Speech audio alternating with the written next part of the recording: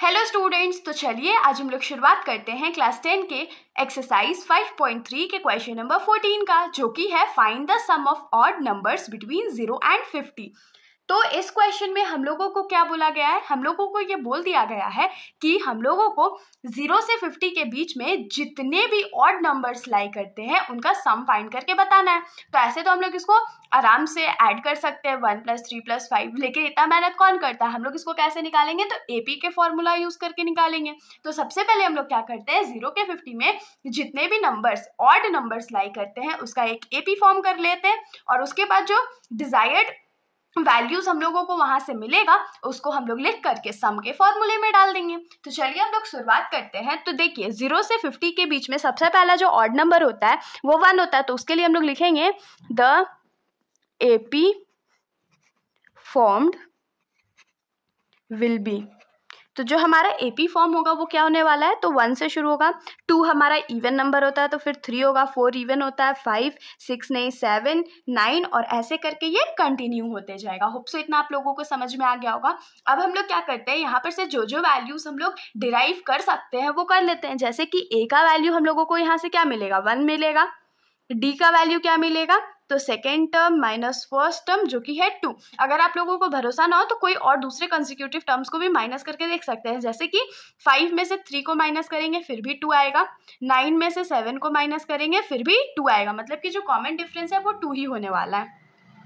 फिर जो n है वो कितना होगा वो हम लोग को फाइंड करना पड़ेगा। और an जो है यहाँ पर हम लोग an लिखेंगे। क्यों लिखेंगे, क्योंकि हम लोगों को पता है कि लास्ट टर्म 50 है, तो 50 तो हमारा इवन नंबर होता है। अब क्योंकि 50 जो है वो इवन नंबर है तो उसके जगह हम लोग क्या लिख सकते हैं, 49, क्योंकि 49 50 से पहले आता है और 49 एक ऑड नंबर है। तो यहाँ पर n का वैल्यू हम लोग फाइंड करेंगे। तब तक के लिए an का वैल्यू हम लोगों को क्या पता है, 49 पता है। तो चलिए हम लोग फटाफट an का जो वैल्यू पता है वहां से n का वैल्यू निकाल लेते हैं। तो an इज इक्वल टू क्या हो जाएगा, a + n-1 इंटू डी।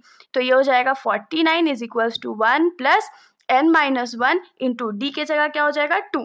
तो 49 - 1 is equals to n-1 into 2 हो गया। तो 49 में से 1 गया तो 48 बचा, और ये n-1 इंटू 2। अब ये जो 2 इस साइड मल्टीप्लाई में है इसको अगर हम लोग लेफ्ट साइड भेज दे तो डिवाइड में चला जाएगा। तो ये 24 टाइम्स में कट गया, तो 24 इज इक्वल्स टू n-1 मिल गया। तो n का वैल्यू हम लोगों को क्या मिलेगा, 24 + 1 that is n is equals to क्या हो जाएगा 25। मतलब कि जो नंबर ऑफ टर्म्स है वो कितने होंगे ऑड नंबर 0 से 50 के बीच में, तो 25 नंबर्स ऐसे हैं जो कि ऑड है।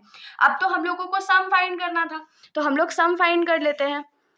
तो यहाँ पर लिखेंगे Sn का फॉर्मूला क्या होता है, n/2 into 2a + n-1 into D. ये हमारा Sn का फॉर्मूला होता है ना।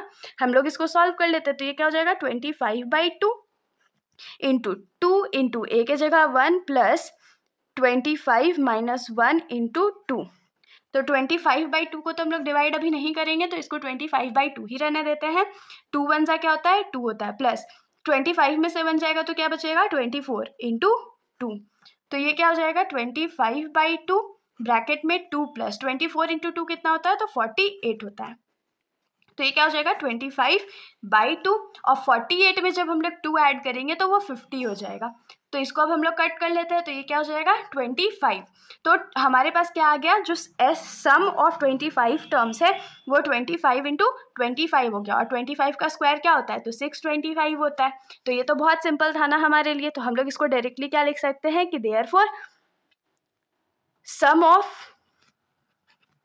ऑड नंबर्स बिटवीन 0 and 50 इज 625।